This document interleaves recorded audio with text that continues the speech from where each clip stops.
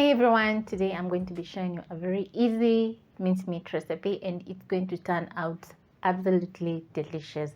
So let's begin. So I'm going to be using a couple of ingredients which I'm going to be listing in the description box down below.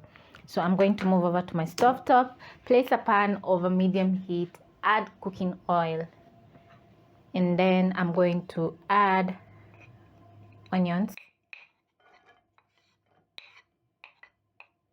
For this recipe, I'm going to be using white onion. If you don't have the white onion, you can use the regular red onion. Yeah, and it's going to be, it's going to be the same. Sometimes I love using, okay, it's not going to be the same because the white onion is usually sweet.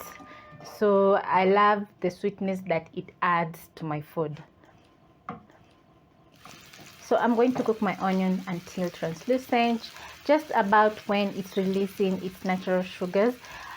At that point, my onion is going to be ready. So that is going to be around 1 to 2 minutes on medium low flame. Just when the onion is about to be translucent, I'm going to add in some ginger and garlic. I absolutely love using ginger and garlic in my food because it adds a lot of flavor. Stir in the garlic and ginger, and to cook the garlic and ginger it's going to take around 30 seconds, or when you notice that the garlic doesn't have that raw smell, the garlic is ready.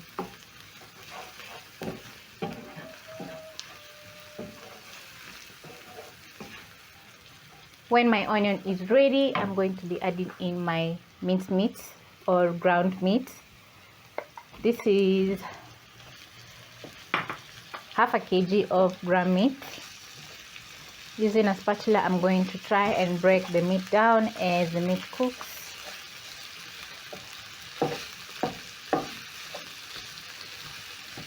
And as you can see, my meat is lean, so it's not fatty. This is going to give me a very awesome stew. So if you're going to be buying ground meat which is a little bit fatty, you just reduce the portion of the oil that you're going to use to fry the onions. So as the meat cooks, I'm going to stir, making sure I flip and turn the meat so that it can evenly cook and absorb all the onion and garlic and ginger flavor.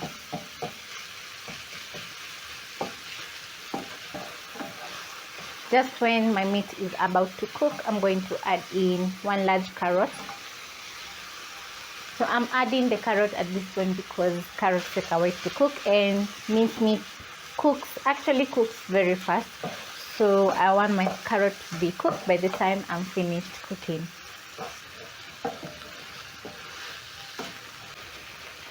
While my meat is cooking, I'm going to be adding in a couple of spices which you're going to find in the description box. So I'm going to be using paprika, some garlic powder, turmeric, and cumin, oregano, and 1 seasoning cube. So I'm going to add my spices at this point. So I'm going to add some paprika, garlic powder,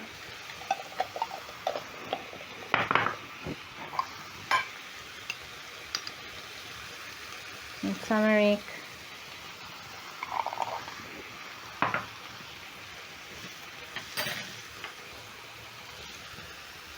cumin and oregano, and 1 seasoning cube, which I'm going to break using my fingers, and then I'm going to mix in the spices together with the meat until everything is well combined. When done, I'm going to be adding in tomatoes,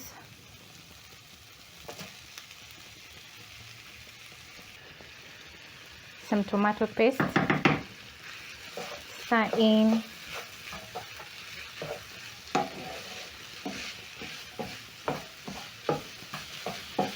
my food is looking very vibrant.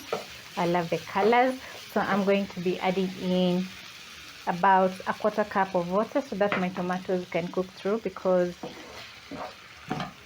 I don't want them to be, I don't want to bite into uncooked tomatoes. So give my meat a stir, and then I'm going to let this cook for around 2 minutes on low flame so that the tomatoes can cook.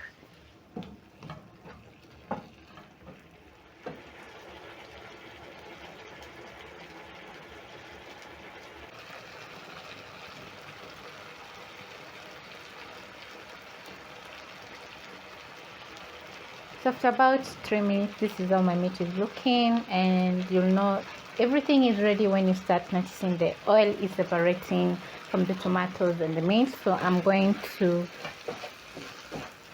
give my, I'm going to stir in my meat, and then next I'm going to be adding my peas. So my peas are already boiled, and as you can see, they're still cold. So I'm going to stir in my peas together with the delicious sauce. I absolutely love how my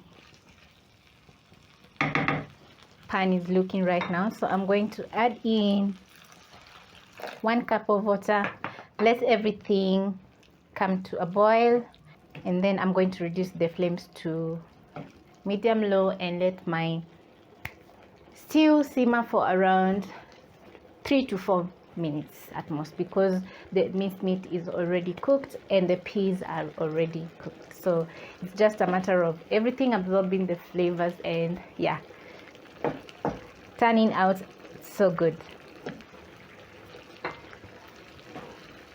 After a couple of minutes, this is how my stew is looking, and it's looking so good. I can't wait to have my first bite. So the sauce has reduced to half, so this is going to go so well with some rice, and my family is going to enjoy our dinner because this is our dinner. So I'm going to garnish with a little bit of coriander. Stir in the coriander, and then I'm going to turn off the gas.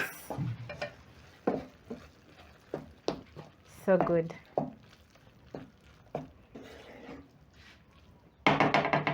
So this recipe is very easy to prepare, simple and very tasty, and I hope you try out this amazing recipe at home.